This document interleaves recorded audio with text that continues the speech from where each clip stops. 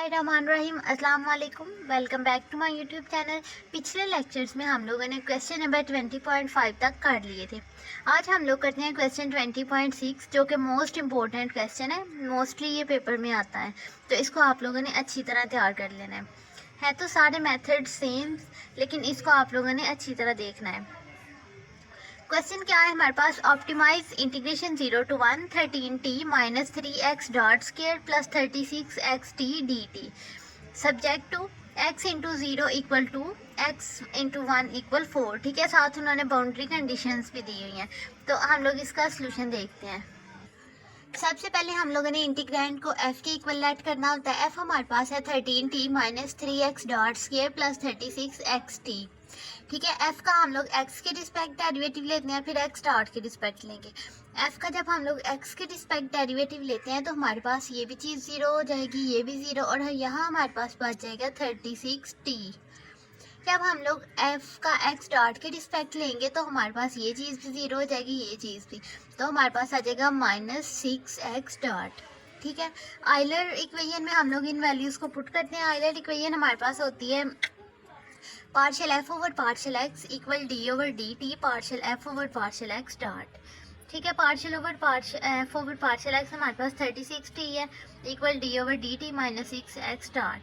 अब ये भी एक डेरिवेटिव ये है, एक डेरिवेटिव हमारे पास ये है, तो हमारे पास -6x डबल डॉट हो जाएगा, इधर 36t एज इट इज़। अब हम लोगों ने बेसिकली करना क्या होता है, x की वैल्यू फाइंड करनी होती है, तो यहाँ x का डबल डेरिवेटिव है, मतलब हम लोग इसको 2 टाइम इंटीग्रेट कर लेंगे।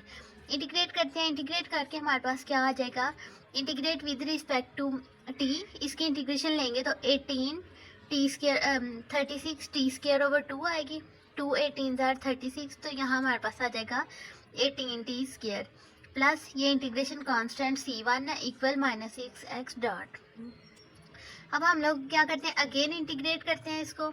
अगेन इंटीग्रेट करेंगे तो हमारे पास आ जाएगा 6t cube plus c1t plus c2, ये इंटीग्रेशन कांस्टेंट इक्वल -6x। अब हम लोगों ने x की वैल्यू फाइंड करनी है, ये जो 6 है -6, इसको हम लोग उस साइड पे ले जाते हैं। ठीक है, इधर मल्टीप्लाई हो रहा है, उधर जाके डिवाइड हो जाएगा, तो हमारे पास आ जाएगा x into T equal -t cube minus c1 over 6t minus c2 over 6।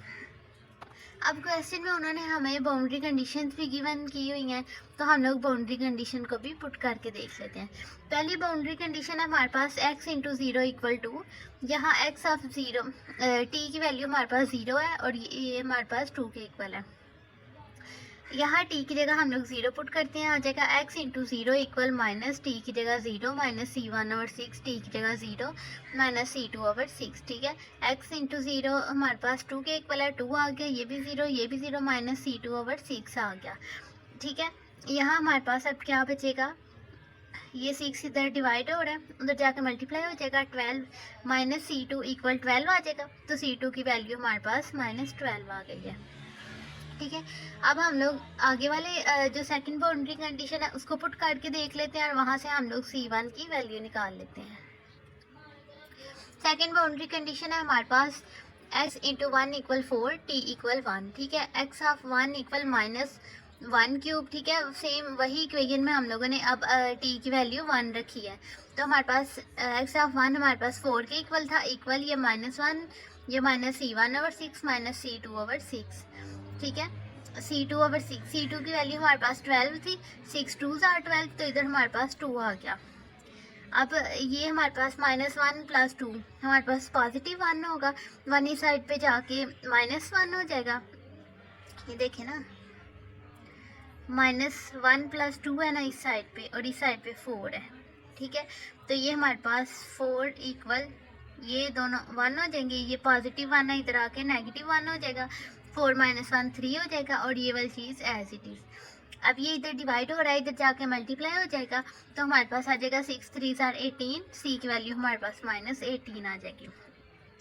अब इसको हम लोगों ने इक्वेशन 1 में सब्स्टिट्यूट करना है, x into T equal -t cube plus 3t plus 2, c1 और c2 की वैल्यूज पुट करने के बाद हमारे पास x की वैल्यू भी ये आ जाएगी।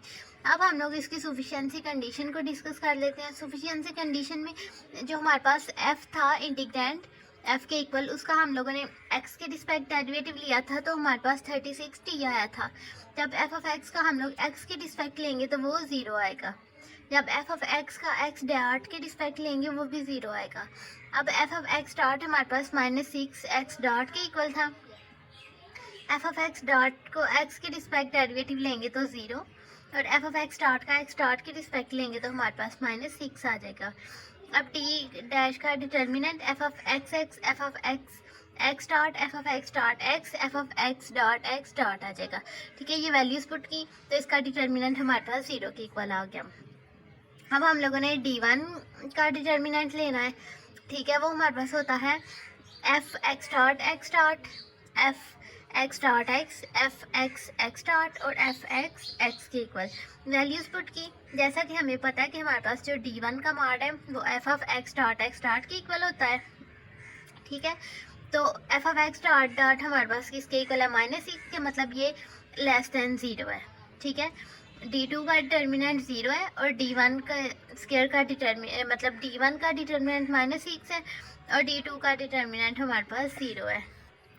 The discriminant of second order derivatives in negative semi definite. ठीक है, हमें ये हमारे पास नेगेटिव सेमी डेफिनेट है। This fulfils the sufficiency condition for local maximum. ठीक है, ये सफिशिएंसी कंडीशन हमारे पास लोकल मैक्सिमम के लिए फुलफिल करती है, सेटिस्फाई करती है।